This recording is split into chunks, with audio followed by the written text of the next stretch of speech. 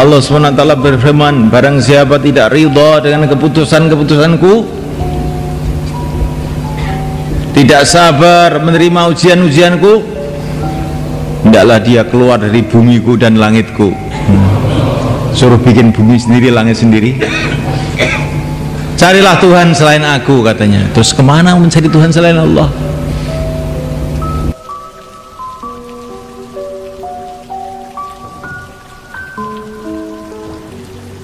Assalamualaikum warahmatullahi wabarakatuh. Nuzulan min ghafurir rahim. Wa man ahsanu qawlan mimman da'a ila Allah wa 'amila shalihan wa qala innani minal muslimin. Wa la tastabil hasanatu wa la sayyi'ah idfa' billati hiya ahsan fa idzal ladzi bainaka wa bainahu 'adawatun ka'annahu waliyyun hamim wa ma yulaqaha illa alladhina sabaru wa ma yulaqaha illa dzu hazzin 'adzim.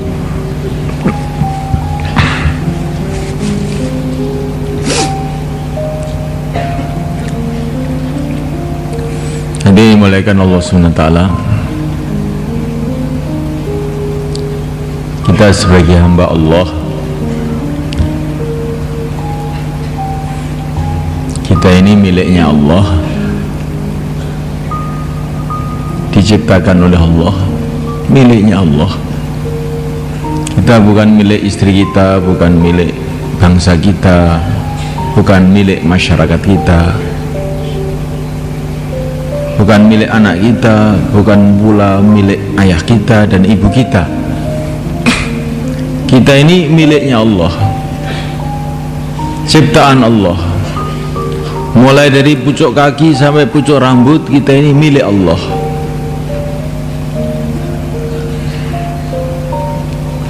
Orang sudah biasa mengatakan ini sawah saya, ini ladang saya, ini rumah saya. Ya, lah kalau kamu ini miliknya siapa? Jarang manusia yang berpikir kamu ini miliknya siapa. Kita ini semua adalah miliknya Allah. Maka benda-benda yang katanya milik kita ini juga milik Allah. Maka sebagai hamba Allah, kita punya kewajiban untuk mengabdi kepada Allah, ibadah kepada Allah. Wa ma khalaqtul jinna wal insa illa liya'budun. Tidaklah aku ciptakan jin dan manusia kecuali tugasnya ini untuk ibadah.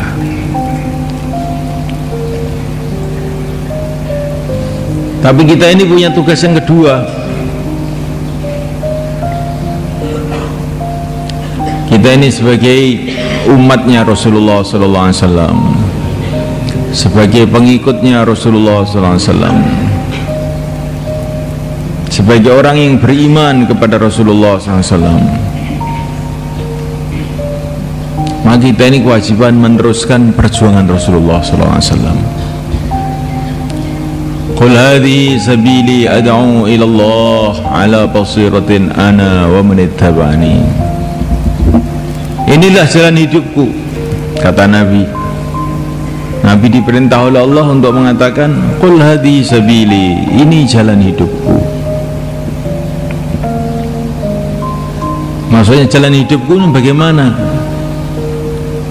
Ya inilah pekerjaan yang akan saya amalkan terus menerus sampai mati. Ini jalan hidupku. Bukan hanya 4 bulan, 40 hari, 1 tahun, bukan. Ini mau saya kerjakan terus menerus siang dan malam sampai mati, dan telah dibuktikan oleh Nabi. Inilah jalan hidupku. Jalan hidupku ini maknanya kata para ulama juga bisa dengan makna inilah pekerjaan utamaku. tugas utamaku. Apa itu tugas utama? Ad'u ilallah. Saya mengajak manusia kepada Allah, mengajak manusia kepada Allah,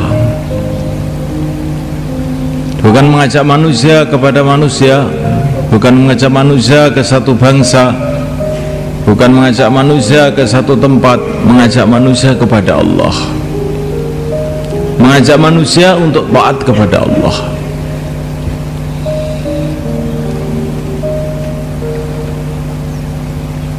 Maka seorang ulama mengatakan kepada Syekh Ilyas, kerja kamu dengan kerja saya itu sama aja,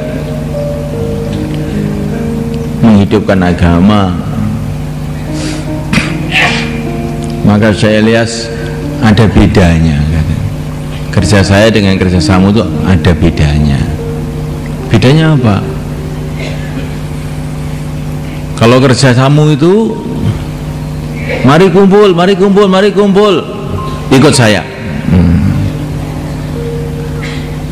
Kalau kerja saya tidak, mari kumpul, mari kumpul, mari kumpul, taat pada Allah.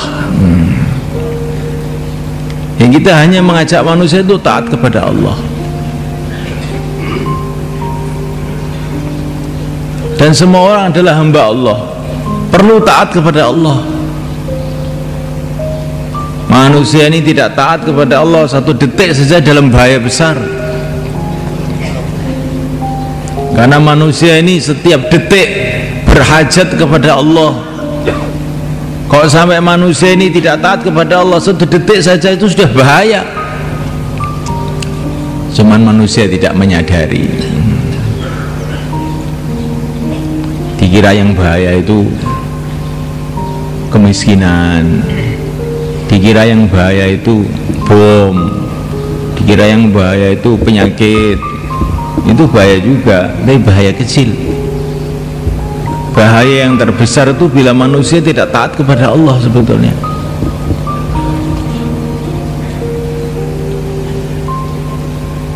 Kalau orang sudah tidak taat kepada Allah, mau tinggal di mana dia? Bumi ini miliknya Allah, langit miliknya Allah. Mau lari kemana? Mau masuk kuburan milik Allah juga.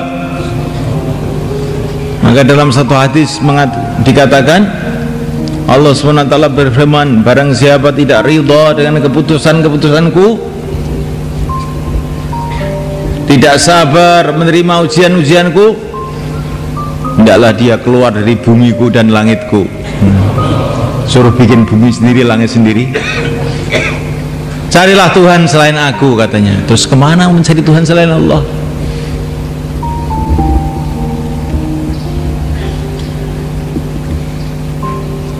Perkara yang paling bahaya di dunia ini tidak taat kepada Allah itu.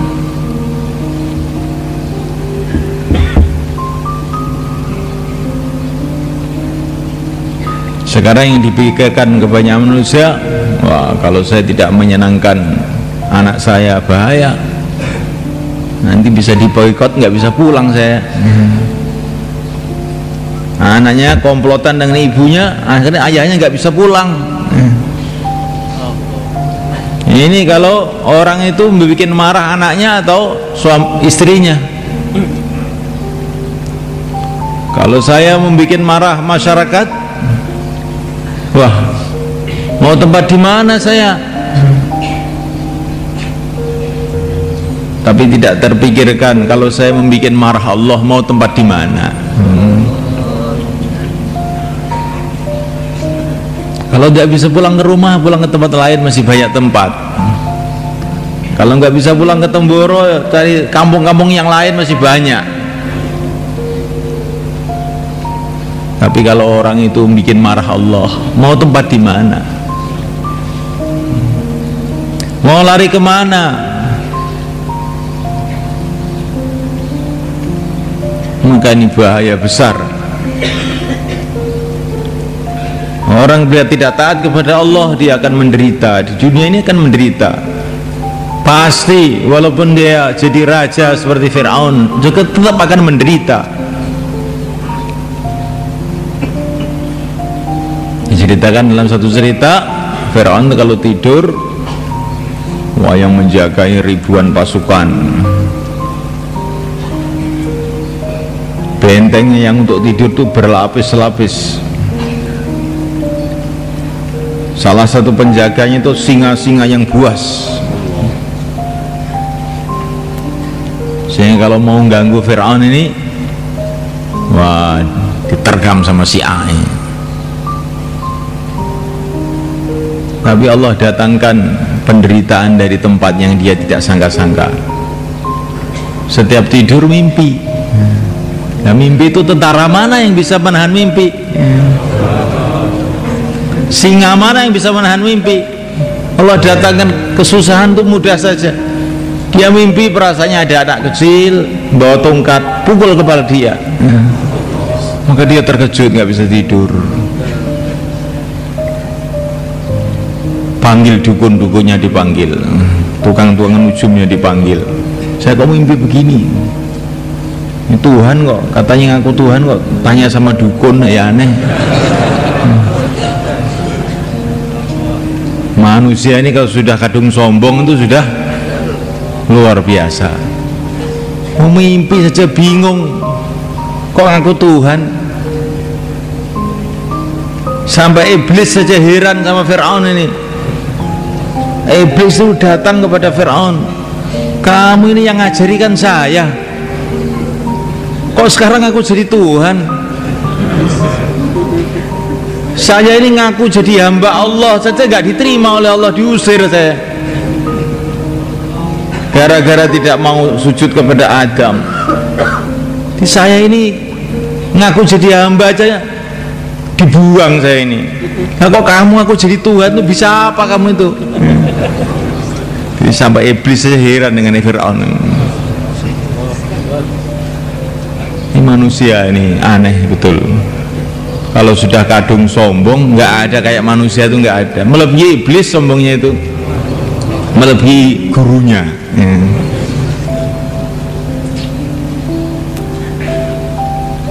Jadi kalau orang tidak taat kepada Allah, tidak ada tempat lari.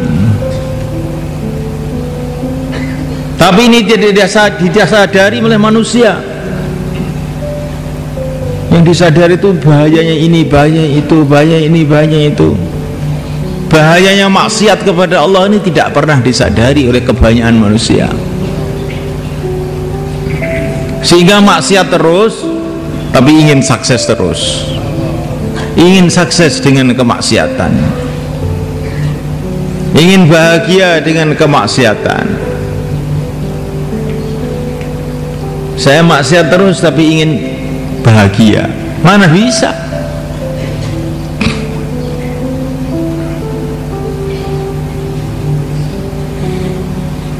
Hadirin dimulakan Allah SWT. Jadi kita ini punya kewajiban yang kedua ini, yaitu dakwah, meneruskan perjuangan Rasulullah SAW, mengajak manusia untuk taat kepada Allah. Orang ini kalau hatinya ada yakin kepada Allah, pasti dakwah kok. Kalau orang itu ada yakin ke negeri akhirat, pasti dakwah. Nggak bisa diam, itu nggak bisa. Seperti kita ini melihat orang mau ditabrak sepur, mau digilas mobil, kita nggak bisa diam, mesti kita akan berteriak, kamu nyikir. Seperti kita melihat orang buta mau masuk sumur, kita nggak bisa diam, mesti kita akan berteriak-teriak, sumur di depan kamu. Begitu juga orang yang yakin kepada Allah SWT. Orang yang yakin bahwa maksiat itu bahaya, maka dia tidak bisa diam. Melihat orang maksiat itu nggak bisa diam, mesti dia akan berteriak-teriak. Maka ukuran iman seseorang itu diantaranya adalah dakwah. Kalau orang itu nggak mau dakwah itu maknanya imannya itu sudah lemah sekali. Bukan karena dia itu sudah imannya sudah tinggi terus diam aja. Oh tidak, dia kok diam aja melihat apa-apa? Ya imannya sudah tinggi. Semua yang berjalan dengan kudrat Allah dan iradat Allah, maka tidak perlu dakwah, diam aja. Nah, ini pemahaman yang keliru. Tidak ada yang lebih tinggi imannya melebihi para nabi dan para rasul. Setelah mereka adalah para sahabat, setelah mereka adalah pejuang-pejuang setelah itu.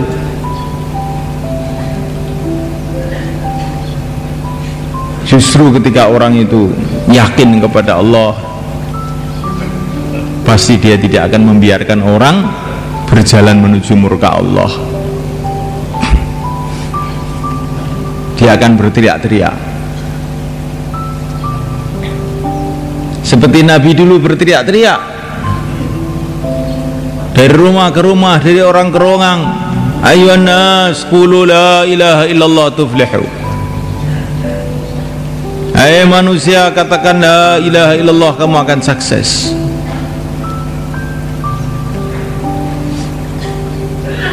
Tapi dakwah ini, dakwahnya para nabi itu pada awalnya memang seperti tidak cocok.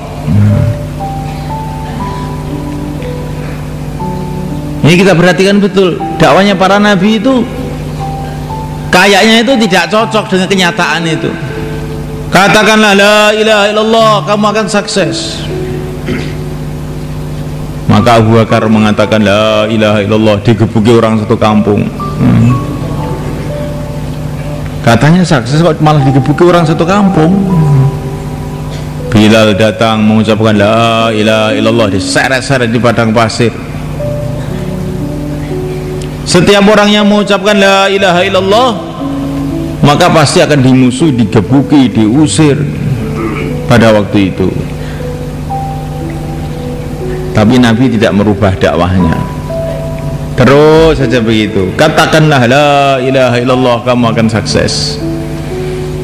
Hari berganti hari, bulan berganti bulan, kata Nabi jadi kenyataan. Ketika seluruh orang Mekah masuk Islam, orang Madinah masuk Islam, Jazirah Arab masuk Islam,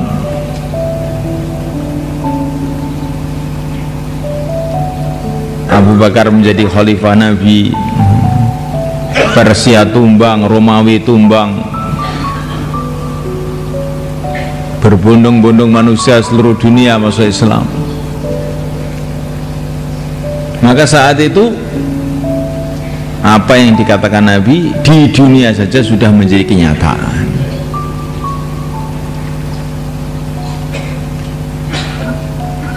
Kata para ulama, ada dua pengumuman. Yang satu pengumuman ini seluruh umat Islam paham, karena waktu itu umat Islam sedang melek. Pengumuman kedua pada ngantuk semua, sehingga tidak paham.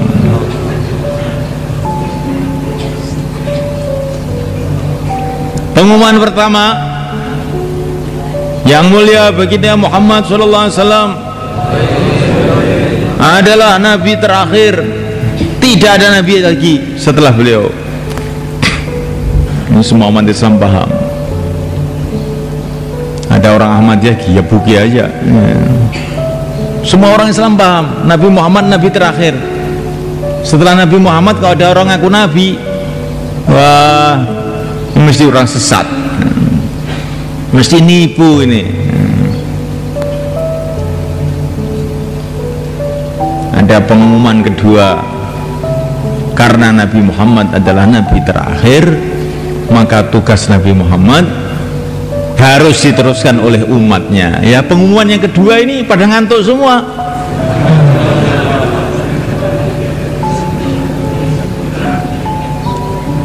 Maka setelah istimak ditanya, apa hasilnya istimak? Makanannya banyak cengkehnya, Pak. Perutnya sakit, murus. Loh, kok istimak hasilnya murus? makanannya kurang cocok. Jawa Timur ini pedes-pedes ini. Saya ini aslinya ini orang Jawa Tengah, perut saya sakit. Istimak suruh dengarkan bayan ngantuk, akhirnya hasilnya petengnya sakit. Pengumuman yang kedua ini yang perlu kita fahami dan difahamkan kepada seluruh umat Islam, karena tidak ada nabi lagi setelah yang mulia baginda Muhammad alaihissalam, maka perjuangan nabi di pundak umat. Ini yang difahami oleh para sahabat dulu. Ketika Rasulullah SAW wafat,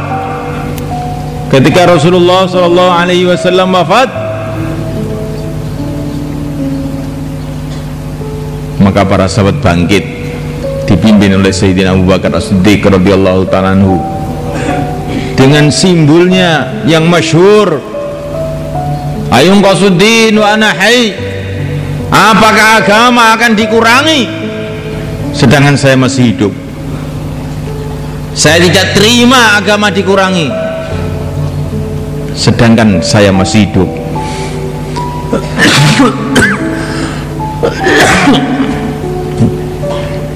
Inilah para sahabat, orang yang sangat paham kepada agama ini semua.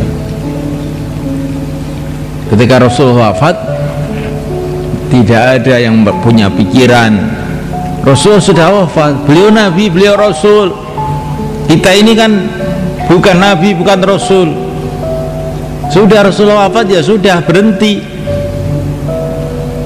Tidak ada sahabat yang punya pemahaman seperti itu. Rasulullah wafat, maka kita yang akan meneruskan. Tambah istiqomahnya di dalam agama dan dalam memperjuangkan agama. Ditanya oleh temannya, kamu sekarang kok tambah istiqomah setelah Rasulullah wafat?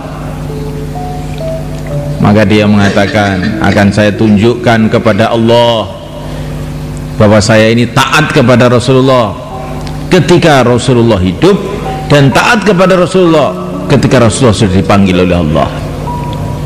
Taat kepada Allah, kepada Rasulullah ketika Rasulullah bersama saya, dan taat kepada Rasulullah ketika Rasulullah sudah dipanggil oleh Allah SWT. Rijalun sadaqu ma'ahadullah alaih, dan mereka telah menepati janjinya. Mereka meneruskan perjuangan Nabi ke ujung-ujung dunia. Sekarang di sini ada tamu dari Suriah.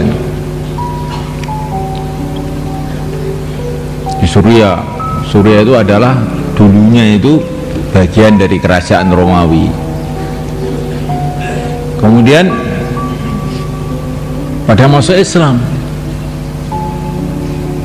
di antaranya yang paling banyak berjasa dalam menaklukkan kerajaan Romawi ini adalah Sayyidina Khalid ibn Walid radhiyallahu ta'ala anhu. Dan ini tamu ini, beliau ini salah satu cucunya Khalid ibn Walid, dan rumahnya itu dekat kuburnya Sayyidina Khalid ibn Walid. Ini perlu kamu keluar 4 bulan bersama di mereka itu. Bagaimana? Minta ceritanya itu. Kalau ceritanya Khalid dari cucunya Khalid, wah cocok ini.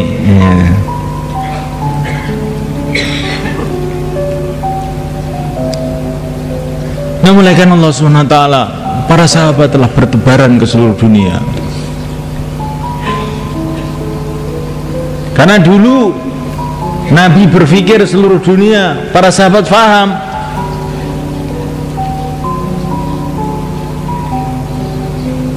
Maka sebagian sahabat ke Mesir, sebagian sahabat ke Maroko sana, sebagian sahabat ke Pakistan. Ini banyak sahabat yang di Pakistan, di Sindhi.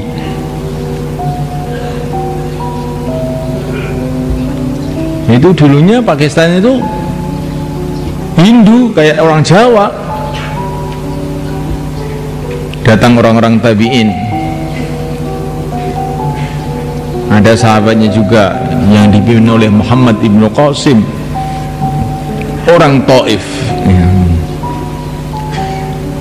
Orang Taif yang dulu ketika didatangi Nabi melempari batu Nabi.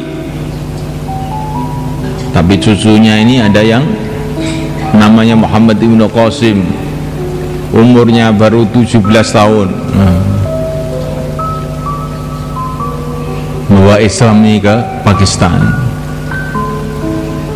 Coba kita renungi, anak umur 17 tahun sekarang mikir apa?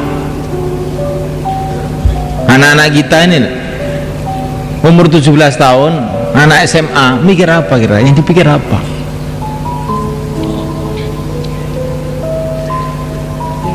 Zaman dulu ini anak umur 17 tahun bisa mengislamkan satu bangsa yang besar.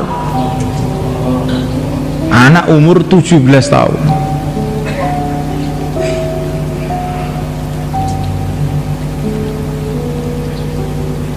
Jadi kalau anak-anak SMA itu waktu liburan dikeluarkan untuk dakwah, itu nanti manfaatnya besar. Jangan dikira yang bisa dakwah itu orang-orang tua yang sudah peyok-peyok begitu barulah ini layak untuk dakwah. Anak muda pun layak untuk dakwah. Sunan Ampel datang ke Jawa Timur, umurnya baru 19 tahun.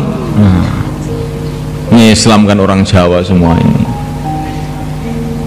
Umurnya baru 19 tahun.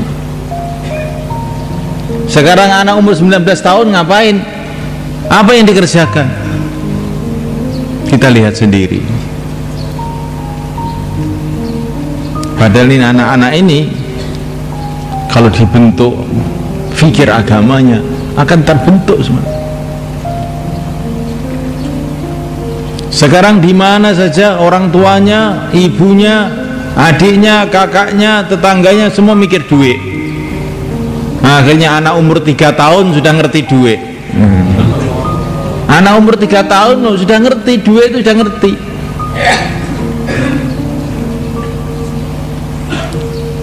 Zaman dulu karena suasana dakwah kuat, orang tuanya mikir dakwah, anaknya mikir dakwah, mikirkan agama, tetangga-tetangganya begitu juga, sehingga anak umur 17 tahun mengislamkan satu negara.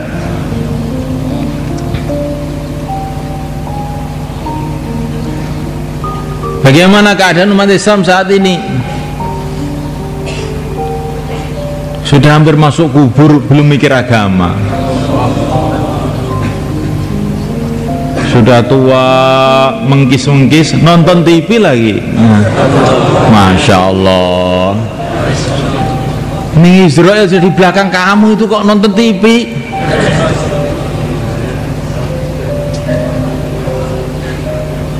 Bagaimana ini? Karena tidak ada suasana dakwah.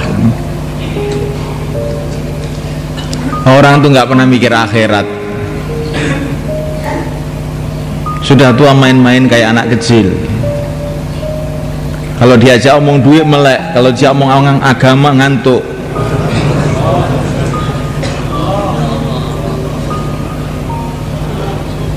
Mau di dunia terus. Israel sebentar lagi akan datang.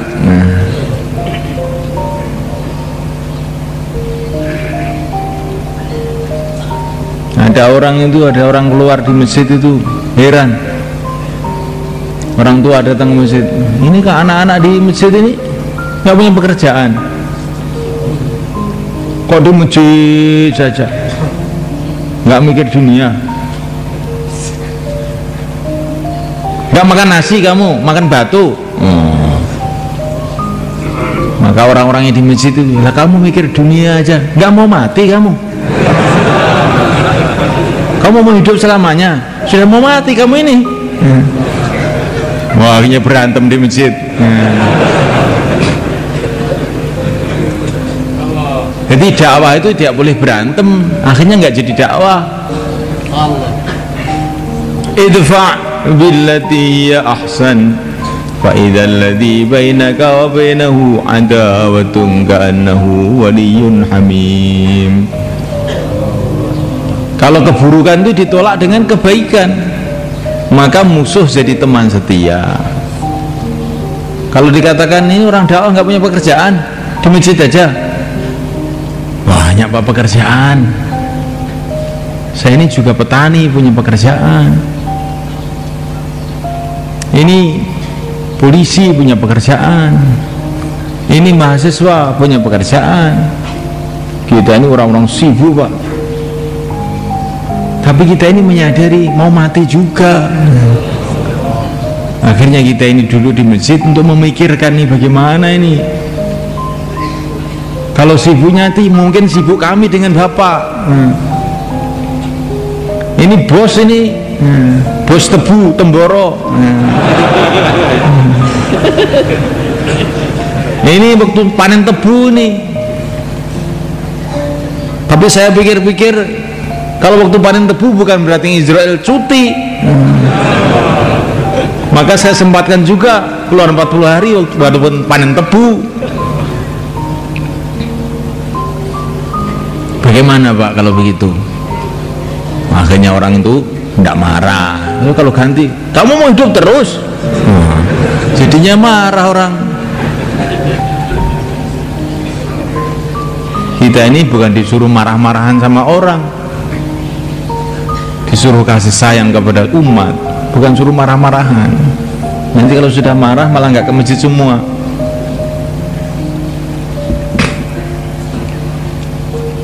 Jadi kita ini sebagai umat Rasulullah SAW punya tugas.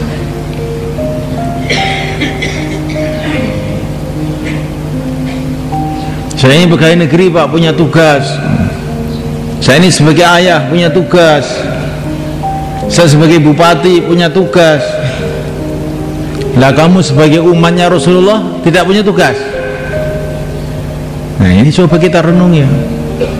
Kita tidak menafikan kamu seorang ayah punya tugas mikirkan anak-anaknya.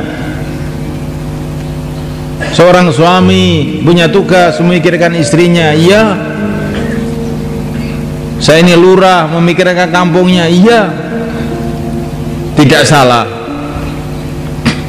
Kullukum ra'in wa kullukum mas'ulun an ra'iyati. Memang kamu punya tugas itu, punya tugas ini. Tapi kamu itu ada tugas yang lebih besar. Sebagai hamba Allah kamu harus ibadah. Sebagai umat Rasulullah kamu harus meneruskan perjuangan Rasulullah. Siapkanlah waktu paling sedikit 4 bulan untuk memikirkan perkara ini. Wah 4 bulan nggak bisa, 40 hari. Kalau 40 hari harus bisa. Kalau nggak bisa bagaimana? Pokoknya harus dibisa-bisakan.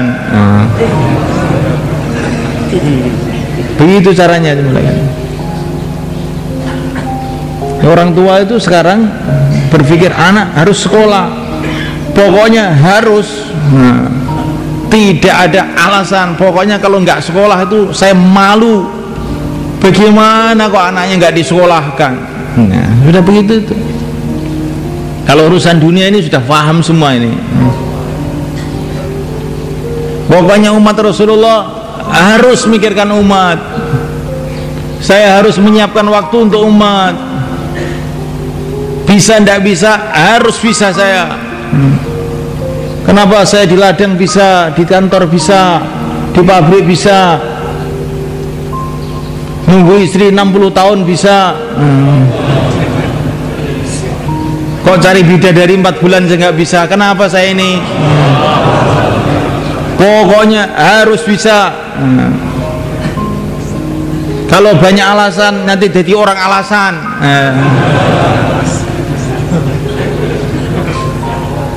Bagaimana semalaikan? Alasan boleh saja, tapi tetap berangkat. Insyaallah semalaikan. Kamu alasan boleh saja, maka kamu orang alasan kok. Tapi tetap berangkat. Nah insya Allah kalau begini baru usaha dakwah ini jalan. usaha dakwah itu seperti mobil bosok ya. Mobil mogok di tengah jalan itu Pak, penampangnya berteriak-teriak, "Pak sopir gimana kok mogok?" "Loh, pekerjaan saya ini kan nyopir, kalau kamu mau jalan ya didorong turun, dorong sana." "Loh, saya sudah bayar kok suruh dorong." "Saya sudah bayar kok suruh dorong, bagaimana?" Kernetnya itu suruh turun. Maka kernetnya pun nggak mau juga turun. Kernet ini bagian narik uang, bukan bagian dorong.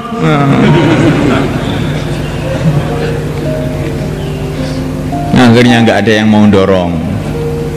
Orang-orang di jalan diteriaki, "Dorong, dorong, dorong." Enak saja, saya sibuk juga. Nggak ada yang mau dorong. Akhirnya mogok di tengah jalan. Ini berpikir, ini kalau kita begini terus, ya kita nggak bisa jalan ini. Akhirnya seluruh penumpang turun, 50 orang turun, dorong, tapi bisnya nggak mau jalan. Maka sopirnya heran, ini 50 orang dorong kok nggak ada yang bisa jalan, ini gimana? Kok nggak bisa jalan bisnya itu? Didorong 50 orang. Ternyata itu bukan dorong Pak, cuman tangannya ditempelkan ke bis pula. Nggak ada yang sungguh-sungguh.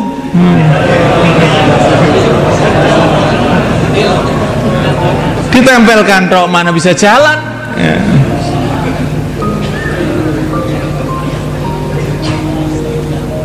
Saya tuh senang Pak, dakwah tuh senang, istimewa nih, pokoknya jelas ya, dakwahnya penting. Ini nggak mau keluar. Ini sama dorong bis, ditempelkan tok tangannya, plek, udah ngalap berkah ya.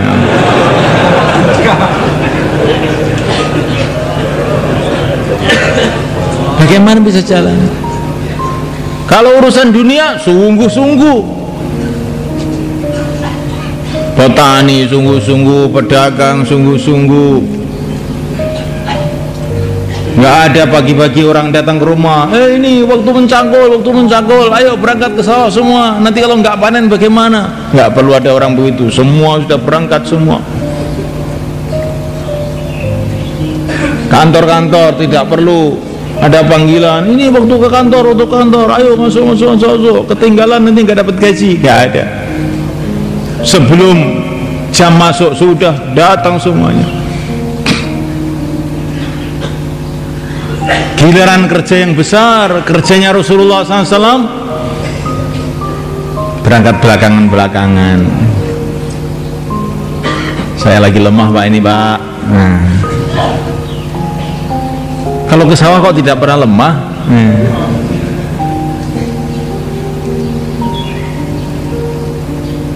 Ini saya mulaikan. Ini kerja besar yang telah Allah berikan kepada umat ini. Tidak ada nabi lagi setelah baginda Nabi SAW. Maka kerja baginda Nabi telah diserahkan kepada umat. Ana wa manittaba'ani, saya dan pengikut-pengikutku semuanya punya tugas ad'u ilallah, mengajak manusia kepada Allah. Maka kerja ini harus kita utamakan, bukan hanya kita kerjakan, kita utamakan.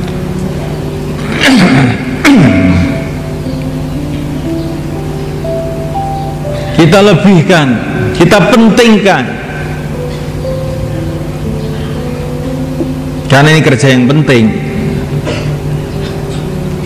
Para sahabat juga ada yang petani, orang-orang Madinah petani, orang-orang Mekah pedagang, ada yang pejabat, ada yang rakyat, ada tukang pijat, tukang bekam juga ada, tukang pandai besi juga ada, yang raja juga ada, macam-macam sahabat. Seperti manusia sekarang ini juga punya macam-macam kesibukan. Tapi kalau sudah datang panggilan untuk dakwah, ya khailallah irgabi, Hai pasukan-pasukan Allah, berangkatlah. Maka ditunda dulu seluruh pekerjaan, berangkat fisabilillah, insyaallah merusak kita.